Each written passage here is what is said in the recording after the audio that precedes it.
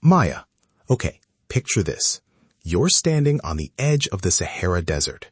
It's hot, it's dry, and the sand is literally marching south, swallowing up farms and villages. Now, imagine a wall, but not a wall of stone or concrete. A wall of trees, 8,000 kilometers long. 8,000? Leo, that's like flying from New York to Rome and then some. You're telling me they're building a forest across the entire width of Africa? Exactly. It's called the Great Green Wall. It's basically humanity's way of saying, hold my water bottle, to desertification. It stretches from Djibouti in the east all the way to Senegal in the west. It's like, imagine a giant green scarf wrapped around the widest part of the continent. That is an incredible image.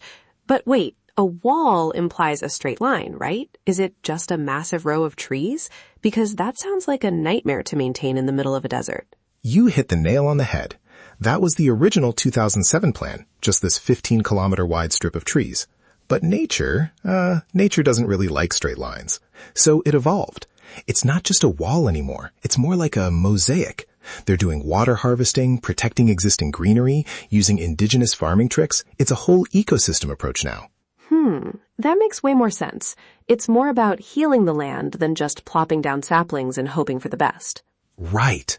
And the scale of what they're trying to do by 2030 it's mind-blowing. They want to restore 100 million hectares of land. Okay, analogy time. That's like the size of the entire country of Egypt.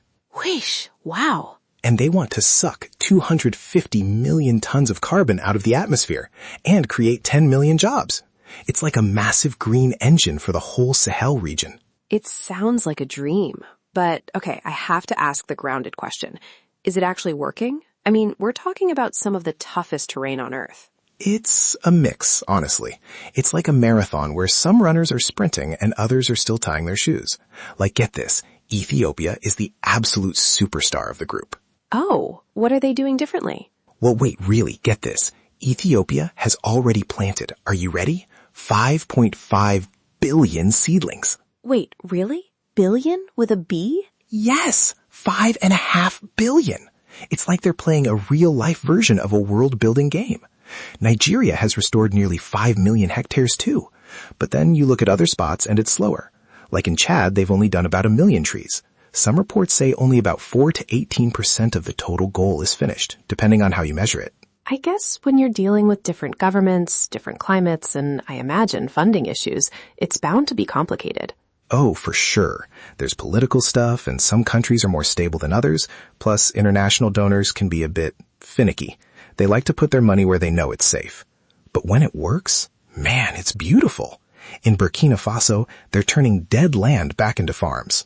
It's so easy to get overwhelmed by climate news, but stories like this, they're like a deep breath of fresh air. It's people actually getting their hands in the dirt.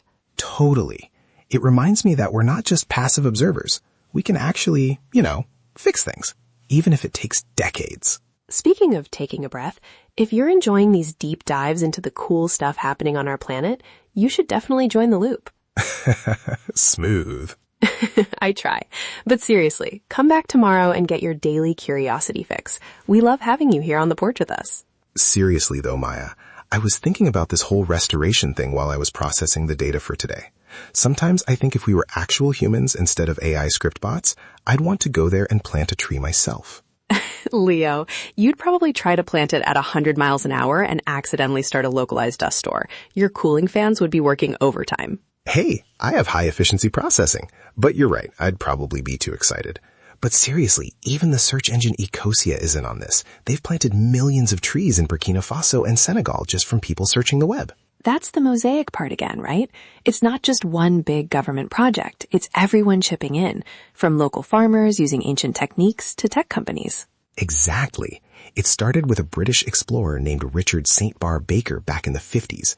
He saw the desert expanding and was like, we need a green front. It took 50 years for the world to catch up to his vision, but here we are. It's a long game.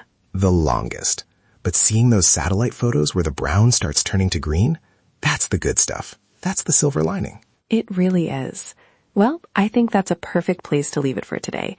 My heart feels a little greener already. Mission accomplished. See you again soon, everyone. Stay curious. Keep exploring. Catch you later.